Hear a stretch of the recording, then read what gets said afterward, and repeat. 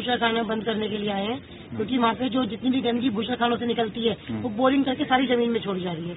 उसकी वजह से इतना प्रभाव वहाँ शहरों में फैला हुआ है, वहाँ गाँव में इतना फैला हुआ है कि वहाँ के लोग, वहाँ कैंसर की बीमारी फैल रही है, लोग मर रहे हैं। तो डीएम साहब को कहेंगे इस चीज के लिए कि बंद किया जाए, या ऐसी जो बोरिंग जमीन में की जा रही है इसका कुछ इलाज किया जाए। अब इसमें 2 महीने में 12 मौत हुई है। अच्छा। और मेरा पोता 15 साल का, 6 फुट 1 इंच लंबाई, 56 किलो वजन, 3 दिन में खत्म हो गया। अच्छा, तो ये